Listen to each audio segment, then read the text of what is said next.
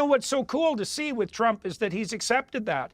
He's proved himself willing to share the stage with all of these other remarkable people. And even in some ways, I wouldn't say to fade into the background, because Trump isn't exactly your fade into the background sort of guy. But, you know, the fact that he's invited so willingly these other participants, all of whom are high status people around him, also, to me, put to rest any concerns I had about any pathological narcissism on his part. I mean, obviously, Trump is a very effective self-promoter, and there's something in that that's a real skill. But by the same token, you know, he has RFK, who's a force in his own right. He has Musk, Ramaswamy, Vance. These are formidable people. Tulsi Gabbard as well. That's not the sort of person you surround yourself with if you're a toxic narcissist. That's someone, those are the people you surround yourself with if you're out on a quest.